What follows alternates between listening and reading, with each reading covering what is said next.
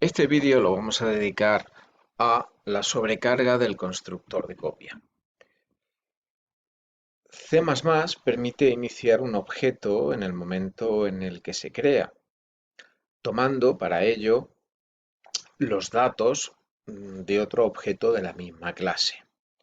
De hecho, es algo que hemos utilizado con mucha frecuencia en fundamentos de programación, aunque en ese caso los objetos contenían todos sus datos internamente, no había almacenamiento de datos fuera del objeto, o sea, no conocíamos el heap y por lo tanto la iniciación de un objeto con los datos de otro que se realizaba con una copia superficial era más que suficiente.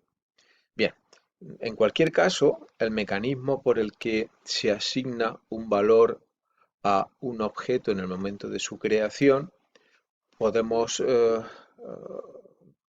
asimilarlo a la manera en la que se asigna un valor a una variable de un tipo básico y lo vamos a entender muy fácilmente.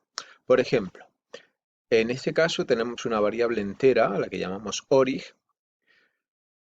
En esta instrucción simplemente estamos instanciando un dato de tipo entero y le estamos dando un nombre. Se crea el dato orig, aunque su valor permanece indefinido. Este sería el caso asimilable a un constructor sin argumentos, pero en el que no se especifica un valor inicial para el dato.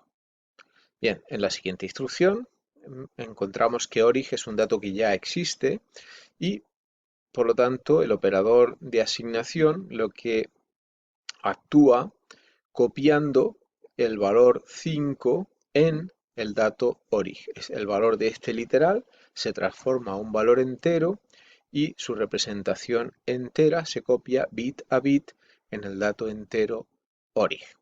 En este caso se trata de una asignación porque el objeto, el dato, ya existe. En un mecanismo similar se puede conseguir con las dos instrucciones que tenemos abajo, aunque hay una diferencia importante. Vamos a verlo. Con la primera instrucción declaramos un dato llamado copia 1 de tipo entero, pero ahora en la misma instrucción le estamos asignando, le estamos dando, vamos a utilizar esa palabra mejor que asignar, un valor inicial. El valor que se le va a dar inicialmente es el que se especifica entre paréntesis. Esto significa que una vez que se asigna, se reserva memoria para el dato entero, se inicia con el valor de orig. Orig ya existe y su valor, que es del mismo tipo que copia 1, su valor se copia bit a bit en copia 1. Bien, este sería el equivalente, este sería un constructor, llamémosle así, aunque estamos utilizando un tipo básico, de copia. Se crea el objeto y se inicia con el valor de otro dato del mismo tipo, en este caso. La instrucción siguiente, aunque sintácticamente pueda parecer distinto, realmente se trata de la misma operación. En este caso, orig es un objeto que existe, pero en lugar de utilizar esta notación indicando entre paréntesis el dato que sirve de origen, de modelo, de fuente, se utiliza el símbolo igual, pero no se trata de una asignación. Repito, no se trata de una asignación. Para que fuera una asignación, el dato que aparece a la izquierda del signo igual debería existir y no existe porque se está creando. En este caso se trata de una asignación porque orig ya existe, ha sido declarado en otra instrucción anterior. Por lo tanto, estas dos instrucciones son iguales y repito, el objetivo es crear el objeto y asignarle un valor inicial. Este es el motivo o la razón de ser del constructor de copia cuando se trabaja con clases. Nos preguntamos si es necesario escribir nuestro propio constructor de copia o simplemente confiar en el constructor de oficio que nos proporciona el lenguaje. Bien, si no se especifica ningún constructor, recordamos que el constructor de oficio realiza una copia superficial de los datos miembros. Por lo tanto, cuando hay reserva o cuando hay memoria dinámica, el mecanismo de la copia superficial no es adecuado y por lo tanto deberíamos implementar nuestro propio constructor de copia. Antes de ver la sintaxis de un constructor de copia y cuáles serían las tareas y cómo se implementaría, vale la pena recordar cuándo actúa un constructor de copia. Actúa en tres situaciones diferentes. La primera es cuando se crean objetos por copia. El mecanismo es similar al ejemplo que acabamos de ver hace un momento. Se declara un objeto de la clase y se le especifica o se le indica de qué objeto debe tomar los datos para iniciarse. En el segundo caso, se trata de el paso de objetos por valor a funciones. En definitiva, cuando una función, método, en su lista de parámetros formales se especifica el nombre de un objeto y no se especifica que sea una referencia, sino que se recibe pues un dato que se pasa en la llamada por valor. Por lo tanto, se debe realizar una copia desde el objeto de la función llamadora al objeto de la función llamada. En ese caso, también actuaría el constructor de copia para que se pueda producir esa copia entre los objetos. Y el tercer caso es cuando una función devuelve un objeto. En ese caso, antes de terminar la ejecución de la función, el objeto devuelto, el que aparece en la instrucción return, debe copiarse a un objeto temporal para que una vez que desaparezca el entorno de la pila, desde ese objeto se pueda realizar la transferencia o el uso que se requiera de él en la función llamadora. El prototipo de un constructor de copia es importante tenerlo muy claro. Realmente es muy sencillo, y se trata simplemente de tener en cuenta tres consideraciones. En primer lugar, se trata de un constructor, por lo tanto, se trata de una función sin tipo, no una función void, una función sin tipo cuyo nombre es exactamente el mismo nombre de la clase. En este ejemplo vemos el caso de un constructor de copia de la clase secuencia.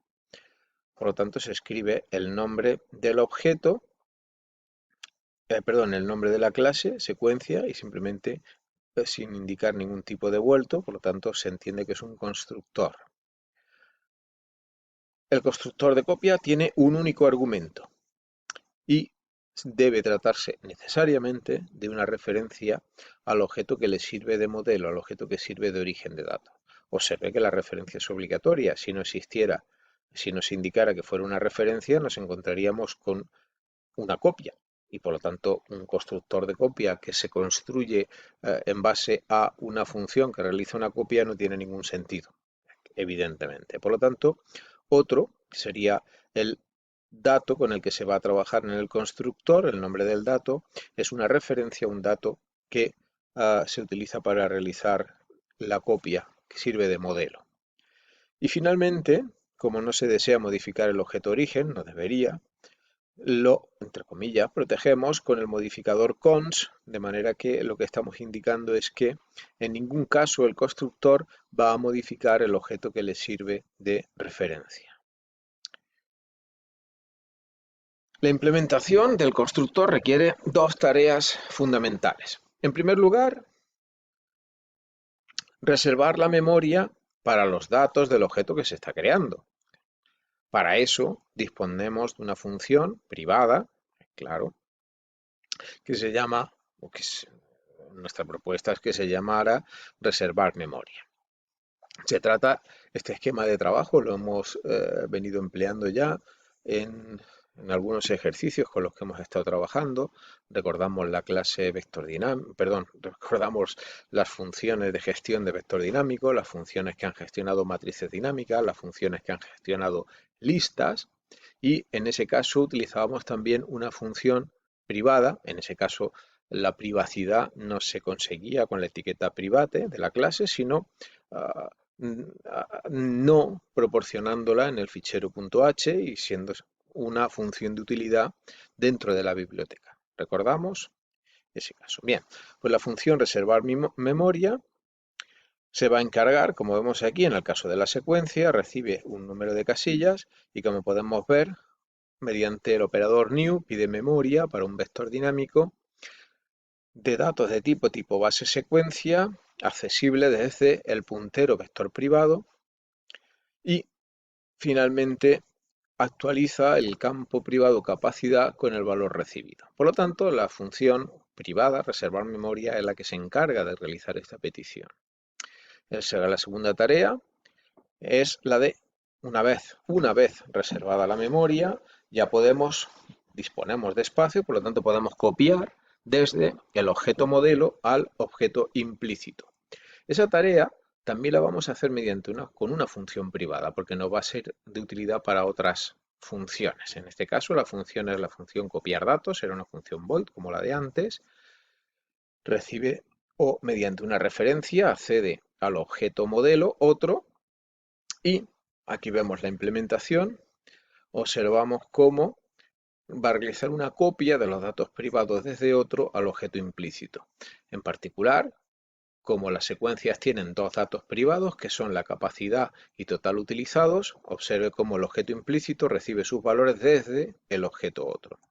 Y finalmente, todos los datos que se encuentran en el heap son copiados al objeto implícito. En este caso utilizamos la instrucción menCPI por facilidad, por agilizar la ejecución. Si no, se utilizaría una función for que copiaría casilla a casilla desde el objeto referenciado por otro al objeto implícito. Pero observe que se realiza una copia de los datos internos al objeto y después de los datos que se encuentran en el heap. Esta es la tarea de la función copiar datos. Y finalmente, y por ponerlo todo junto, el constructor de copia, cuyo prototipo ya conocemos, se implementa, como vemos aquí abajo, de una forma muy simple y muy sencilla, llamando a la función reservar memoria para pedir memoria, en este caso para tantas casillas como casillas tenga el objeto otro punto capacidad, y finalmente para copiar los datos desde el objeto otro. Observe que con estas dos simples instrucciones conseguimos realizar la copia profunda, evidentemente después de haber implementado las funciones de reserva y de copia. Bien, pues este esquema de constructor de copia será aplicable a cualquier clase. Simplemente habrá que afinar y habrá que particularizar la manera en la que se reserva memoria. Por ejemplo, en una matriz no bastaría con especificar solamente un parámetro, sino que habría que indicar, por ejemplo, el número de filas y el número de columnas. Cada problema tiene su particularización. Así que, con este simple esquema, con este modelo que vamos proponiendo, o que estamos proponiendo, podrá construir en cualquier clase podrá escribir su constructor de copia. Sobre la implementación de la clase secuencia y ejemplos más detallados de su funcionamiento, he preparado un vídeo en el que se explica con muchísimo detalle la clase secuencia, tanto su representación como su implementación y los métodos que se utilizan para su gestión. Esa clase se encuentra descrita y lo que se solicita para esa clase lo puede encontrar en la relación de ejercicios. En este caso se trata del ejercicio primero. Y si repasa, si estudia ese vídeo, podrá ver con mucho detalle la ejecución del constructor de copia, así como otros métodos sobre la clase secuencia. Les recomiendo vivamente que, una vez visto este apartado, pues se dedique a estudiar el vídeo completo sobre la clase secuencia. Y recuerde que esta metodología es aplicable a cualquier clase.